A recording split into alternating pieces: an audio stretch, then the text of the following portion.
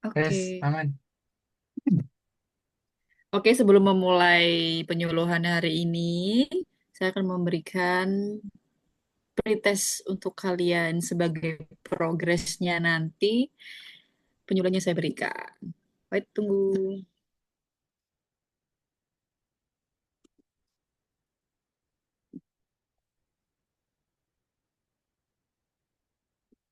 Santai aja ngerjainnya, enggak di ini kok, enggak yang di susah-susah banget.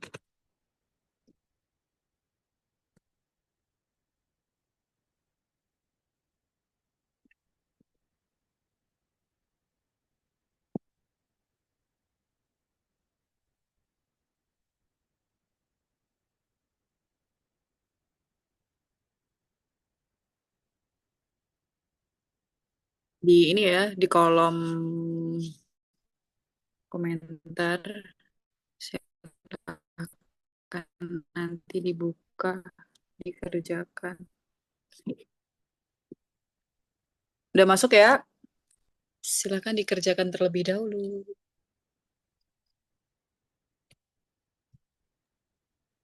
Izin ini ada waktunya nggak ya, Kak? Enggak, bebas. Lebih cepat lebih baik. Biar saya cepat memulai ininya. Oke.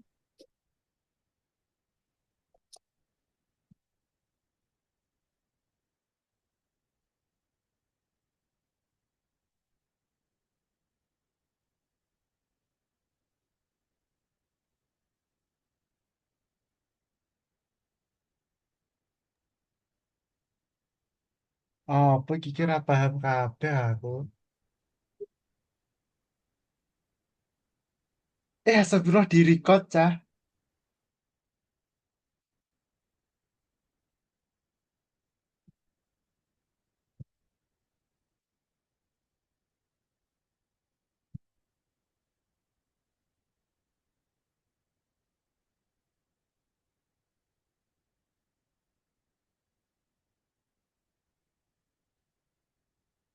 Kalau udah, silahkan memberikan laporan. Saya sudah, bentar aku lihat sih.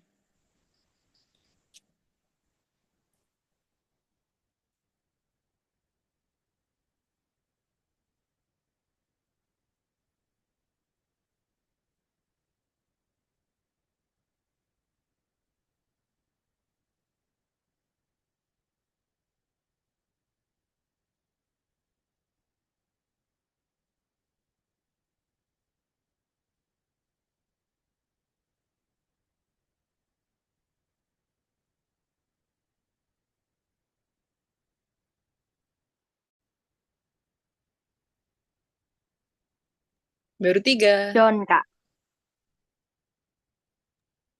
Sudah selesai. Oke, baru tiga. Alfa, Raya, Putri Samsung, sama Heru. Kurang dua orang. Tiga.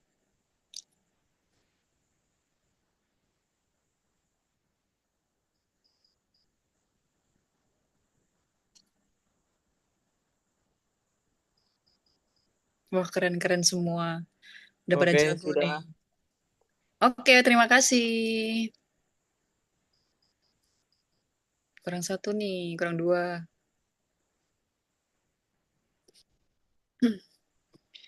Udah pada jago-jago nih tentang anti korupsi.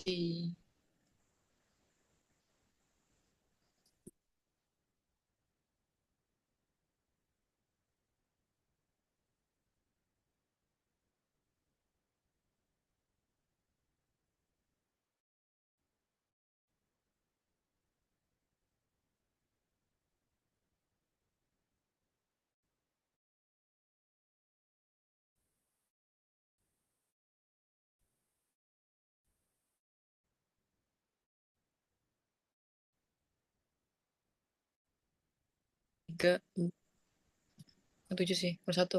Kurang satu.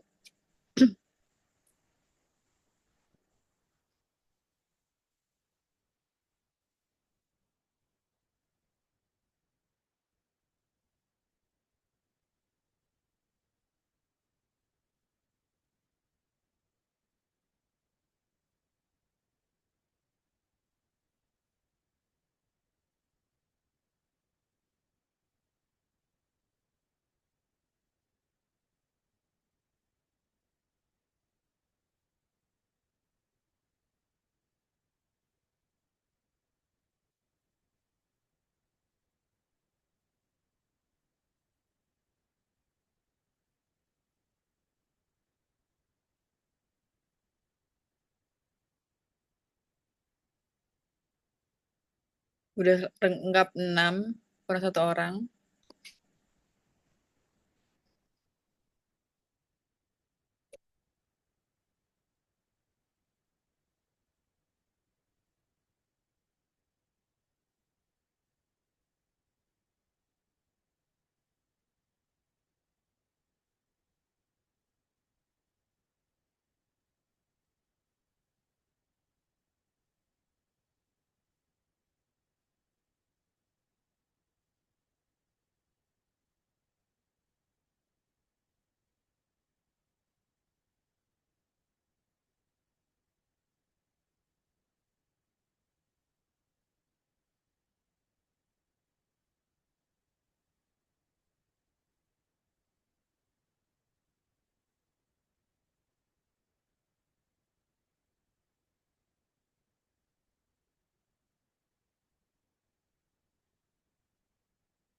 Oke, udah lengkap semua.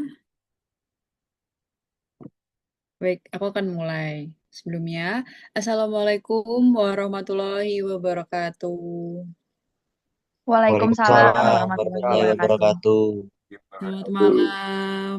Terima kasih semuanya yang udah bersedia hari ini meluangkan waktunya untuk menjadi audien saya. Semoga yang saya sampaikan hari ini bisa bermanfaat dan bisa jadi eh, antibodi untuk kalian semua biar terjauh dari tindakan korupsi. Intinya dari korupsi itu jangan mau jadi pelaku dan jangan mau jadi korbannya gitu. Amit-amit gitu ya guys. Lanjut, mari. Sebelumnya, perkenalkan nama saya Zahra Yunitama Kitapati, yang tentunya kalau udah kenal semuanya, ya ada dari senior kalian, Bagus Dia, Duta Pariwisata Kabupaten Magetan. Saya perwakilan Patriot Integritas Muda yang terpilih menjadi 40 terbaik Provinsi Jawa Timur, yang nantinya akan menjadi penyuluh anti korupsi. Dan ini sedikit paparan tentang saya. Lanjut. Nah, ini yang akan kita pelajari hari ini, gitu. Menu kita hari ini, checklist today. Yang pertama ada dasar hukum, pemberantasan korupsi di Indonesia, ada pengertian faktor-faktor dan teori penyebab korupsi, ada delik tindak pidana korupsi dan pengelompokannya, ada perbedaan gratifikasi, suap, dan pemerasan. Yang kelima ada bahaya dan dampak korupsi dalam berbagai sektor. Yang keenam ada pengertian dan unsur-unsur biaya sosial korupsi. Yang ketujuh ada strategi pemberantasan korupsi. Yang kedelapan ada preferensi tingkat pengukuran korupsi. Yang kesembilan nih yang paling penting buat kita, integritas dan nilai-nilai anti korupsi. Dan yang ke-10 ada referensi, role model, tokoh negara, individu anti korupsi. Lanjut. Yang pertama nih, dasar hukum pemberantasan korupsi di Indonesia. Korupsi itu penting nggak sih Kak, gitu Kak? Apa namanya, ada dasarnya nggak sih, biar kita tuh benar-benar ada backingannya gitu ya. Lanjut. Nih, dasar hukum pemberantasan korupsi di Indonesia setelah reformasi. Ada, saya pisahkan jadi 6. Ini dasar utama untuk memberantas kasus korupsi di Indonesia, untuk tindak pidana korupsi. Yang paling penting nih, yang paling ujung nih, lihat ada PP nomor 30 tahun 2018 tentang peran masyarakat dan perlindungan pelapor dan hadiah pelapor. Jadi peran kita ini penting banget dalam memberantas korupsi gitu ya. Nggak cuma dilindungi aja sebagai pelapor, kita tuh juga dapat hadiah kalau misalnya kita melaporkan kasus-kasus tindak pidana korupsi seperti itu. Lanjut. Yang kedua, definisi korupsi. asal-usul kata korupsi berasal dari bahasa Latin corruptio atau corruptus yang berarti merusak, membusukkan, atau memutarbalikkan. Dari bahasa Latin, istilahnya ini masuk ke bahasa Prancis kuno, corruption, bahasa Inggris juga corruption, bahasa Belanda corruptie. Dari bahasa Belanda ini, kata korupsi kemudian masuk ke Indonesia pada masa kolonial. Secara etimologis, korupsi berarti tindakan yang merusak atau membusukkan moral melalui penyalahgunaan kekuasaan. Itu garis bawahnya itu, penyalahgunaan kekuasaan. Rata-rata tuh yang korupsi pasti yang punya kekuasaan. Lanjut. Yang ketiga nih, pengertian korupsi sebagai extraordinary crime. Kenapa bisa disebut sebagai extraordinary crime? Karena setiap orang atau korporasi melakukan tindakan melawan hukum dengan maksud memperkaya diri sendiri atau orang lain yang berakibat merugikan keuangan negara dan perekonomian negara. Jadi itu dampaknya lebih besar, bukan hanya di sektor-sektor kesehatan, pendidikan, ya. Semua itu pusatnya di perekonomian negara. Kalau perekonomian negara ini udah diserang, pasti seluruh sektor itu kena. Gitu. Jadi sangat krusial banget. Lanjut. Yang ketiga, pengertian korupsi menurut berbagai bidang. Contohnya ada di politik, yaitu penyalahgunaan kekuasaan politik untuk keuntungan pribadi. Di ekonomi ada kerugian finansial bagi negara atau masyarakat. Di administrasi atau birokrasi nih, yang sering kita banget temuin gitu ya.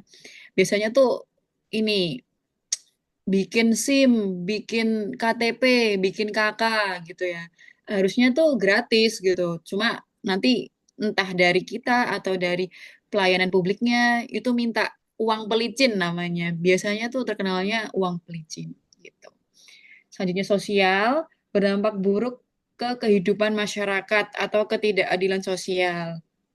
Ini contohnya tuh kayak beberapa orang atau beberapa masyarakat jadi males gitu berintegritas jadi orang-orang yang lurus gitu ya, berintegritas gitu ya, karena lihat pemimpinnya aja nggak berintegritas, menyalahgunakan kekuasaan, jadi kita sendiri jadi males, muak gitu, kayak pasti ada perasaan kayak pengen kabur ke luar negeri aja gitu. Itu bisa berdampak buruk bagi kehidupan masyarakat gitu. Korupsi itu kayak gitu.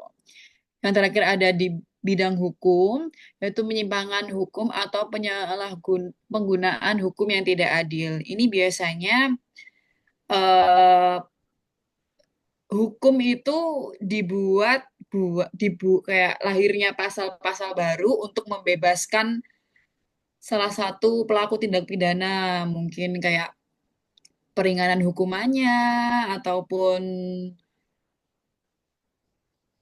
pengurangan denda seperti itu. Selanjutnya, nih, faktor penyebab korupsi menurut Robert Kierkegaard, namanya teori Kierkegaard atau biasa disebut CDMA. Jadi korupsi itu terjadi karena monopoli ditambah discretion, membuat keputusan secara diskrioner tetapi pengawasan dan akuntabilitasnya lemah gitu, yang bikin korupsi itu bisa terjadi gitu ya. Monopoli dan diskresi dan kurangnya akuntabilitas gitu suatu negara gitu. Lanjut yang kedua. Ya, faktor yang kedua ini biasa biasa ada yang paling gampang diapalin, ini namanya teori GON.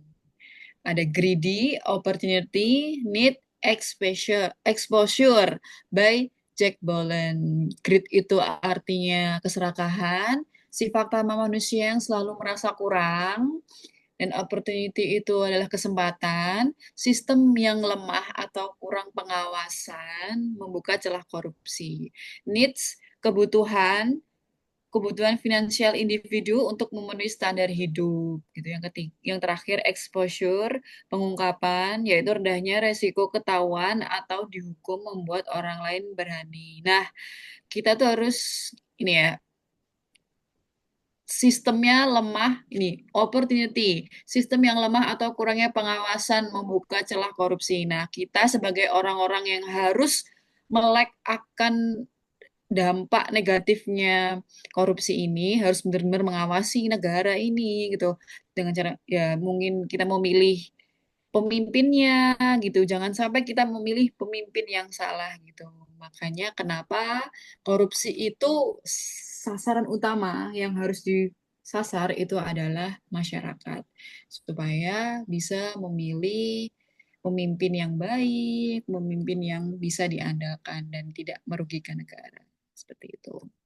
Lanjut ada teori fraud triangle. Yang pertama ada pressure, tekanan, dorongan finansial atau non-finansial. Biasanya ada ya tekanan dari atasan untuk menyuruh kita korupsi atau enggak ada dari diri sendiri kayak karena kita butuh gitu saat ini kita butuh dana itu untuk keperluan kita gitu.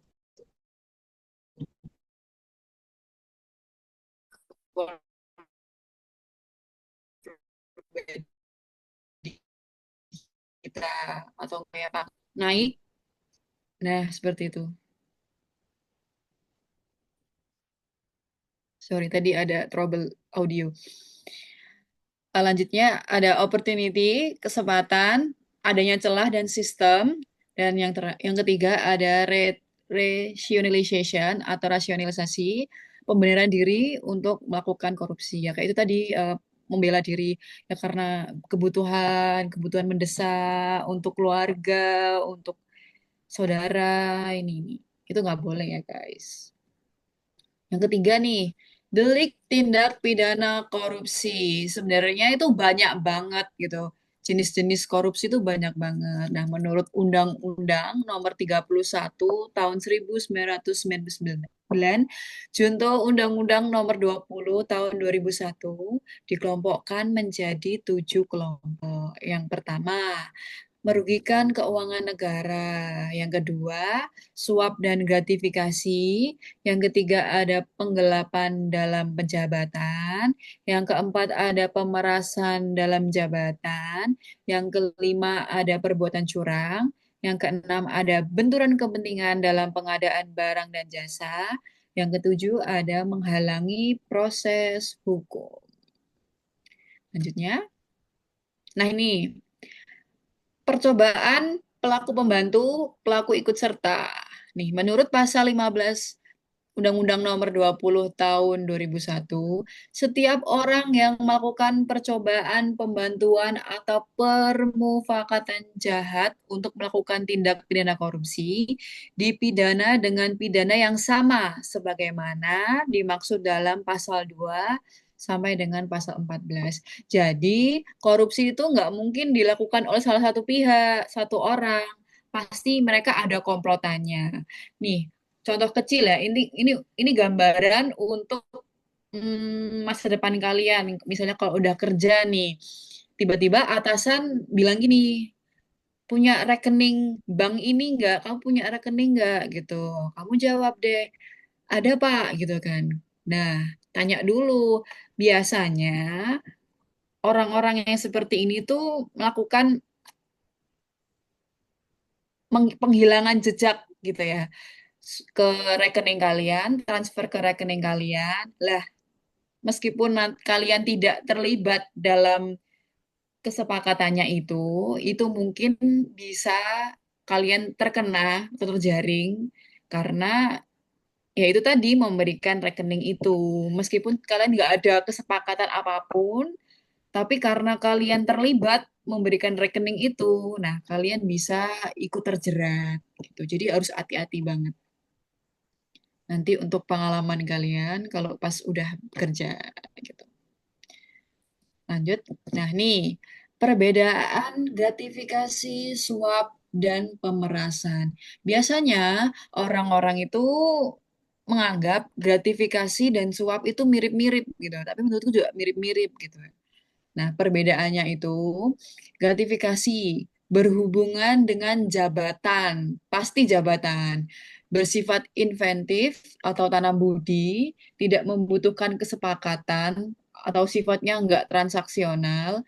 Contoh nih, pengusaha memberi hadiah voucher belanja kepada PNS karena merasa terbantu dalam pengurusan perizinan gitu. Ini sifatnya nggak ada perjanjian gitu, kayak ngasih aja gitu karena ya mbaknya baik, udah nolong saya, bantu saya, maka saya kasih ini buat mbak. Nah, kayak gitu tuh harus dilaporin ya guys. Bukan kayak ya karena aku baik, karena aku hari ini membantu dia dengan baik, ya udah terima aja. Nah, itu salah ya guys. Suap nih, transaksi sifatnya dia transaksional ya, pertemuan kehendak pemberi dan penerima. Jadi itu pasti ada ininya, perjanjiannya yang pastinya menguntungkan satu sama lain gitu. Umumnya dilakukan secara tertutup atau diem-diem. Nah, contohnya pengusaha menyuap pejabat pemerintah untuk mendapatkan proyek. Itu sering banget biasanya. Yang terakhir nih, pemerasan. Nah, adanya permintaan sepihak dari pejabat atau penerima bersifat memaksa, penyalahgunaan wewenang. Nih contohnya, pejabat memaksa calon peserta tender untuk memberikan sejumlah uang dengan ancaman jika tidak diberikan akan digugurkan dalam proses tender. Nih, contoh singkatnya nih, lagi daftar di suatu perusahaan gitu ya. Tiba-tiba pas udah mau keputusan akhir, kok si salah satu dari pejabat pemilik perusahaan itu kayak ngancem kita nih, kayak kamu kalau mau lulus ini dong gitu, ada uang dong gitu, ada syarat entah uang, entah barang, entah jasa gitu. Itu termasuk pemerasan. Biasanya juga pungli-pungli itu namanya juga pemerasan. Lanjut yang keempat nih, unsur pidana gratifikasi. Setiap pegawai negeri atau penyelenggara negara ditambah menerima pemberian, ditambah berhubungan dengan jabatan, lalu bertentangan dengan kewajiban tugas, disebut tindak pidana korupsi. Patut diduga suap dan tidak dilaporkan. Jadi, gratifikasi itu kalau nggak dilaporkan akan diduga suap atau divonis sebagai suap, termasuk suap gitu. Jadi, kalau menerima gratifikasi itu harus banget dilaporin. Aku nih hari ini misalnya bantuin teman aku ngurus surat, padahal ya udah sesuai gitu, nggak ada kendala-kendala sama sekali ya. Akhirnya aku ngurusnya ya dengan baik dan dengan cepet gitu ya. Tapi temanku ngasih aku nih, entah itu ngasih voucher, pakai data, sekecil apapun itu ya.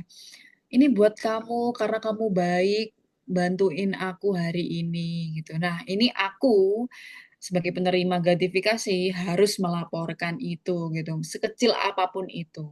Ya nih, menurut Undang-Undang Nomor 20 Tahun 2001, Pasal 12B ayat 1, yang pertama, yang nilainya lebih dari 10 juta, pembuktian bahwa gratifikasi tersebut bukan suap dilakukan oleh penerima gratifikasi.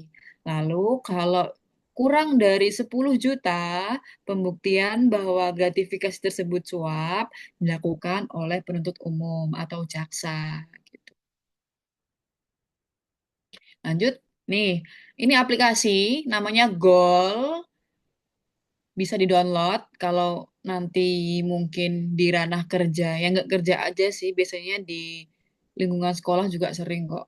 Gratifikasi tidak dianggap suap jika lapor komisi gitu. Bedanya apa sih kok kalau nggak dilaporin jadinya cuma gratifikasi aja. Tapi kalau dilaporin cuma kalau kalau nggak dilaporin jadi suap, tapi kalau dilaporin nggak jadi suap gitu ya.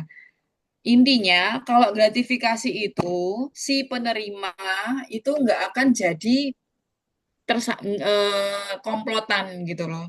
Karena dia cuma menerima gitu. Kalau suap itu kan nanti dua orang korban. Jadi keduanya ini jadi pelaku gitu, pelaku tindak pidana korupsi. Kalau gratifikasi itu nanti yang pemberi aja yang menjadi pelaku gitu. Jadi harus hati-hati. Jangan sepele, nerima kebaikan orang gitu, jangan dianggap sepele ya guys. Sekecil apapun. Lanjut, nih, dampak korupsi itu banyak banget di berbagai sektor Indonesia yang sangat-sangat merugikan kita gitu ya. Di ekonomi, di pendidikan, di kesehatan, di politik dan pemerintahan, di bidang hukum, di sektor sosial budaya, di sektor penegakan hukum. Jadi ini benar-benar sangat-sangat mengerikan gitu ya. Lanjut, yang keenam nih.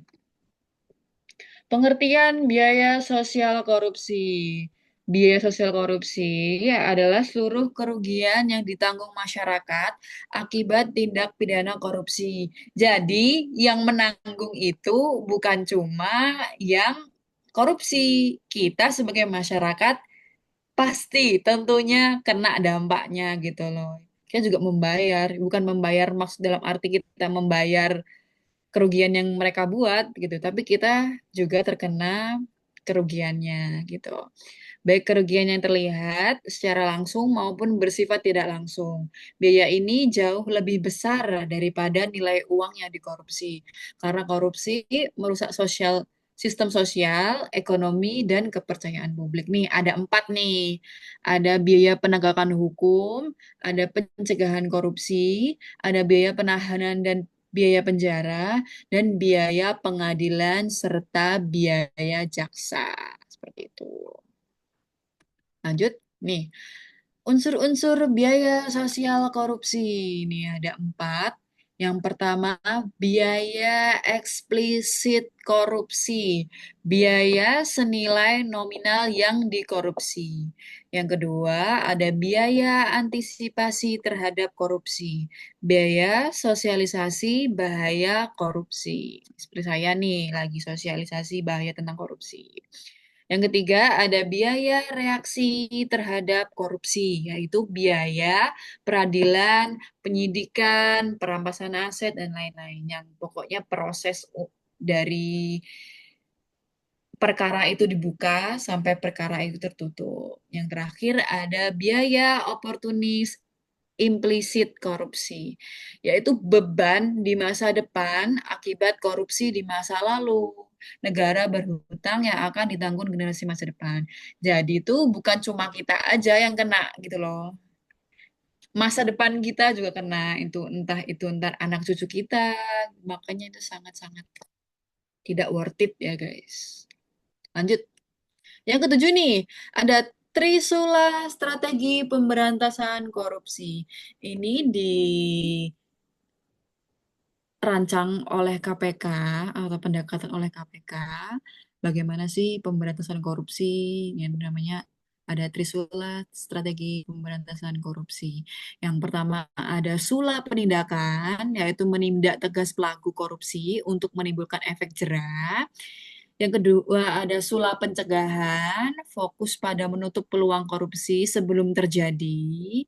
Yang ketiga ada di sula pendidikan, yaitu menumbuhkan budaya anti korupsi melalui perubahan perilaku. Itu. Lanjut. Nih yang kedelapan, indikator keberhasilan pemberantasan korupsi. Yang pertama ada SPI, yaitu Survei Penilaian Integritas, diselenggarakan oleh KPK untuk mengetahui potensi risiko korupsi melalui budaya integritas serta menjadi perbaikan sistem pencegahan korupsi di instansi pemerintah.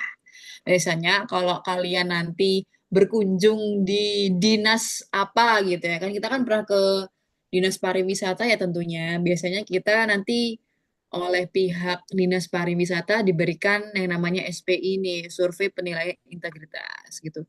Itu nanti tentang penilaian kita terhadap Dinas Pariwisata tentang ya bagaimana tentang organisasi, bukan organisasi, maaf, tentang dinas ini bekerja gitu. Ada nggak indikasi-indikasi tindak pidana korupsi atau indikasi-indikasi tidak integritas gitu ya pegawai-pegawainya gitu. Berikutnya ada Indeks Persepsi Korupsi atau IPK.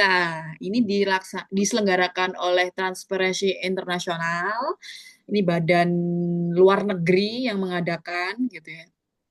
Untuk mengukur tingkat persepsi korupsi di sektor publik suatu negara berdasarkan penilaian para ahli dan pelaku bisnis gitu. Yang ketiga ada Indeks Perilaku Anti Korupsi atau IPAK, IPAK, diselenggarakan oleh Badan Pusat Statistik untuk mengukur tingkat perilaku dan sikap masyarakat dalam menolak, menghindari, dan tidak terlibat dalam korupsi. Ingat nih, tiga nih, SPI, IPK, dan IPAK. Lanjut. Nih contohnya. Ada IPK Indonesia, ada Indeks Perilaku Korupsi, IPAK. Bisa dilihat ini setiap tahun pasti ada launching gitu di Google atau di berita-berita news gitu pasti ada. Bisa dilihat langsung di web KPK, bisa pasti akan selalu diupdate. Lanjut.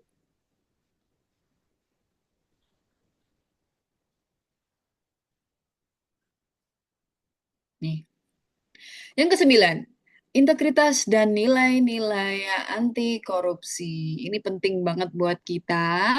Apa sih integritas itu gitu kan? Integritas itu konsistensi antara ucapan dan tindakan gitu. Ada 9 indikatornya, nilai-nilainya nih.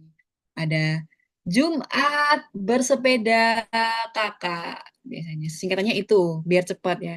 Jumat, jujur, mandiri, adil, tanggung jawab, bersepeda, berani, sederhana, peduli, disiplin, adil. Kakaknya itu kerja keras nih. Lurus hati, tidak berbohong, tidak curang, mengindahkan, mempentingkan atau menghiraukan orang lain. Ini penting banget ya dari segala usia harus ngerti pokoknya, harus mempunyai kesembilan nilai ini. Yang terakhir nih, tokoh role model anti korupsi. Yang pertama ada Hugeng Imam Santoso, Kapolri tahun 1968 sampai dengan 1971. Kisahnya nih, istri Jenderal Hugeng pernah membuka toko bunga kecil untuk membantu perekonomian keluarga. Jenderal Hugeng meminta istrinya untuk menutup toko bunga sehari sebelum beliau diangkat sebagai kepala jawatan imigrasi agar orang-orang imigrasi tidak ramai membeli bunga di tokonya, agar tidak ada keuntungan pribadi dari jabatannya, agar adil untuk toko yang lainnya juga. Jadi biar ya, biasanya kan kalau jadi pejabat nih, jadi pejabat gitu, nanti pasti kalau ketahuan pejabat punya toko gitu, pasti nanti orang-orang nih datang ke situ supaya mungkin kenal langganan. Nanti kalau langganan kita dapat relasi gitu, biar dibantu gitu ya mungkin imigrasi. Imigrasi kan mungkin ngurus paspor gitu-gitu, biar dipermudah. Nah, itu tidak baik, guys. Makanya Jenderal Hugeng menyuruh istrinya untuk menutup toko bunganya supaya tidak disalahgunakan. Bisa dibilang seperti itu ya, disalahgunakan atau supaya nggak jadi keuntungan pribadi untuk untuk Jenderal Hugeng. Tokoh yang selanjutnya Nih, ada Muhammad Hatta, Wakil Presiden RI kita yang pertama. Muhammad Hatta menjadi teladan anti korupsi karena tetap menjalankan kebijakan uang Rp100 menjadi Rp1 demi kepentingan rakyat. Meskipun kebijakan itu merugikan keluarganya sendiri dan membuat istrinya marah. Jadi istrinya ini udah punya tabungan gitu, tabungan banyak gitu. Mungkin istrinya udah punya plan untuk ya investasi mungkin ya. Tapi karena nominal atau rupiah Indonesia ini turun, jadi kan tabungannya ya udah kecil gitu. Jadi nggak mengecil gitu. Istrinya sempat marah gitu gara-gara itu. Namun untuk kepentingan rakyat, Muhammad Hatta tetap melakukan kebijakan tersebut gitu. Nih, Bung Hatta memberikan teladan anti korupsi lewat hidup sederhana, tak mau memanfaatkan jabatan dan menjaga integritas keuangan pribadi sampai akhir hayat. Lanjut yang terakhir.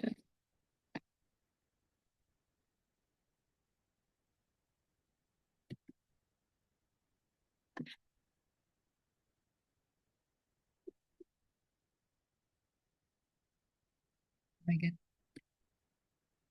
bentar, ada satu kok ini.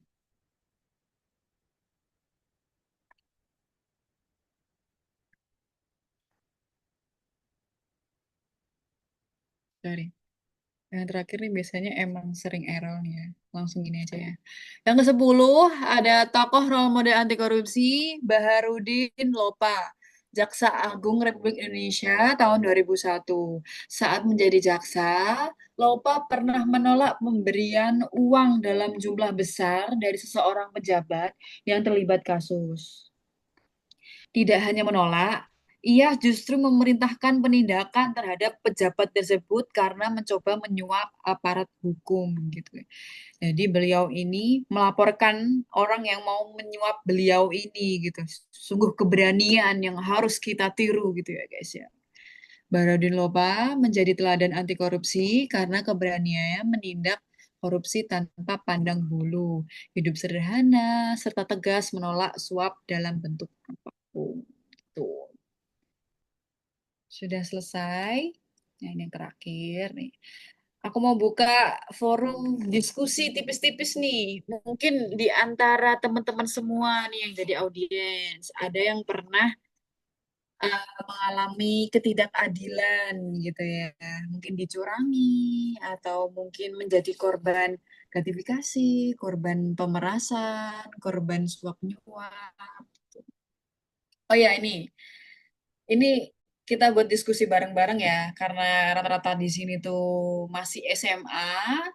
Kemarin itu ketika aku lagi Google Meet bareng sama anak-anak 40 PIM terbaik itu ada yang tanya,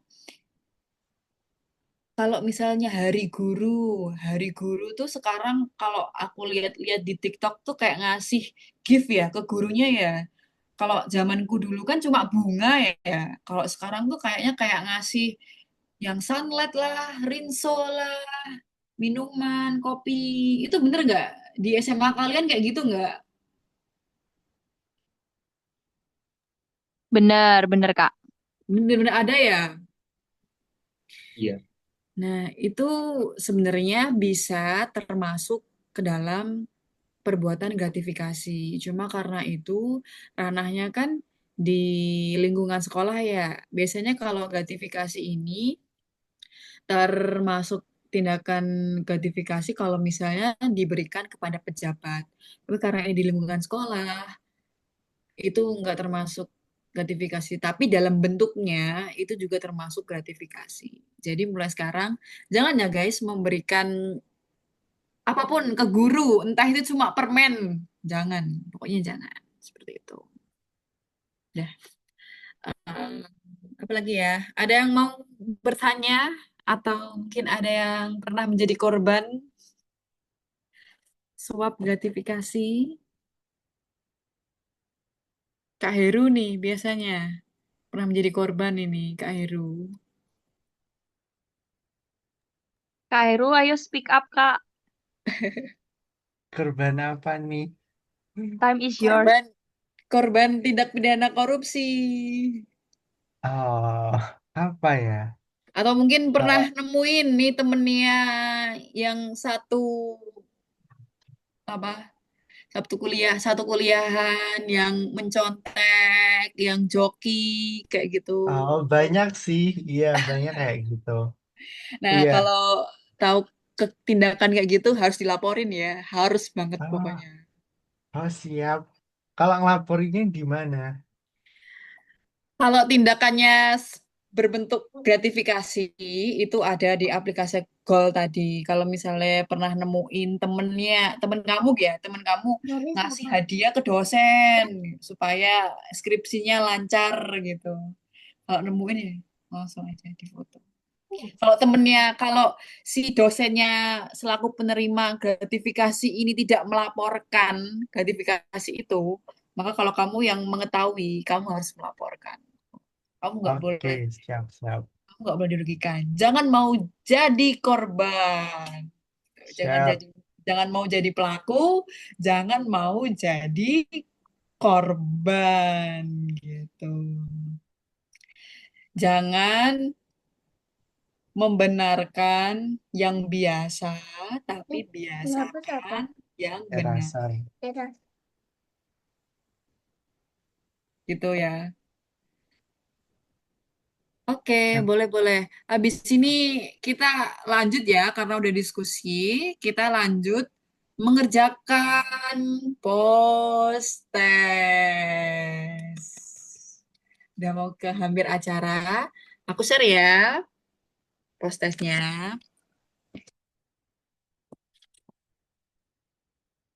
From... Bentar, bentar. Post test mana post test?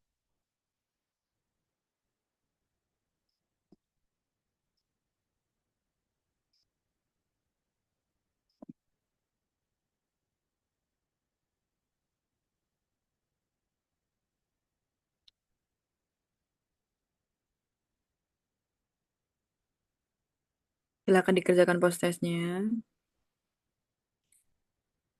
Nanti juga ada link untuk evaluasi ya guys. Nanti untuk menyusul, nanti mungkin aku akan kirim satu persatu ke kalian. Silakan dikerjakan.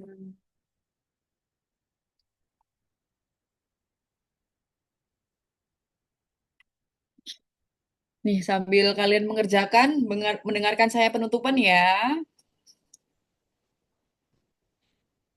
Saya mengucapkan banyak-banyak terima kasih untuk kalian yang hadir dan mau menyempatkan waktu untuk menjadi audiens saya. Semoga yang saya berikan hari ini bisa menjadi hal baik di masa depan untuk diri sendiri sebagai antibodi supaya terhindar dari tindakan korupsi. Yaitu tadi sudah saya tekankan dari awal. Jangan mau jadi pelaku dan jangan mau jadi korban gitu. Semoga bermanfaat jika sudah dikerjakan. Terima kasih terima kasih banyak atas waktunya. Boleh meninggalkan Zoom. Terima kasih banyak. Oke, Wassalamualaikum warahmatullahi wabarakatuh. Waalaikumsalam Waalaikumsalam warahmatullahi warahmatullahi wabarakatuh. wabarakatuh. Terima kasih Kak Zara. Terima kasih semuanya.